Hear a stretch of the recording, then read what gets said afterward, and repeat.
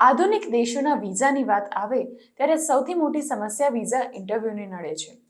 અમેરિકાના visa interview માટે તો મહિનાઓ સુધી રાહ જોવી પડે છે, ત્યારે યુરોપની આર્થિક રીતે સૌથી પાવરફુલ દેશ જર્મની ફટાફટ વિઝા ઇન્ટરવ્યૂની અપોઇન્ટમેન્ટ આપી રહ્યું છે. હાલમાં જર્મનીના વિઝા માટેની અપોઇન્ટમેન્ટ માત્ર 2 થી 5 દિવસમાં મળી જાય છે. છેલ્લા એક વર્ષમાં જર્મની માટે વેઇટ ટાઈમમાં મોટો ઘટાડો નોંધાયો છે.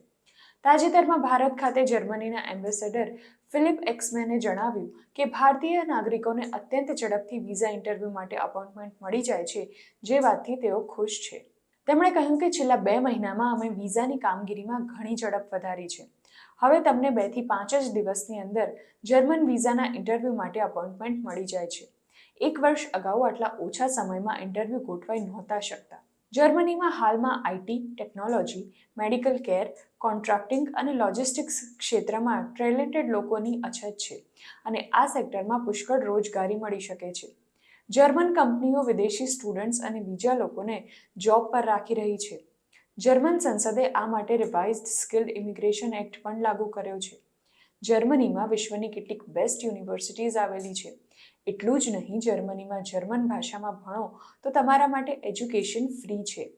જર્મન વર્કફોર્સની સાથે બહારના લોકો પણ કામ કરી શકે તે માટે નોન યુરોપિયન યુનિયનના લોકોને પણ તક આપવામાં આવી રહી છે. ભારતીય સ્ટુડન્ટ્સમાં જર્મનીની લોકપ્રિયતામાં ઘણો વધારો થયો છે.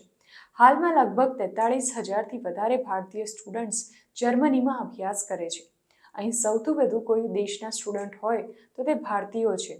છેલ્લા એક વર્ષમાં ભારતીય વિદ્યાર્થીઓની સંખ્યામાં લગભગ 26% વધારો નોંધાયો છે. છેલ્લા 5 વર્ષમાં જર્મનીમાં ભારતીય વિદ્યાર્થીઓની સંખ્યા બમણી થઈ ગઈ છે. 2018માં 20,800 ભારતીય વિદ્યાર્થીઓ જર્મની ગયા હતા, જ્યારે 2019માં આ સંખ્યા વધીને 25,150 થઈ હતી. ત્યાર પછી 2020માં 28,900 સ્ટુડન્ટ જર્મની ગયા હતા, જ્યારે 2021માં 34,134 વિદ્યાર્થીઓએ જર્મનીમાં એડમિશન લીધું હતું. 2022માં આ આંકડો લગભગ 43,000 સુધી પહોંચી ગયો હતો.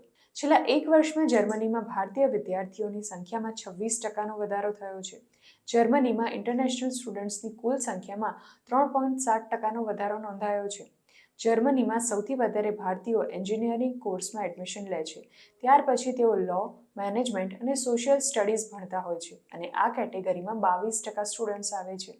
ગણિત અને નેચરલ સાયન્સના સ્ટુડન્ટનું પ્રમાણ 14% છે, જ્યારે બાકીની બ્રાન્ચના 4% સ્ટુડન્ટ હોય છે.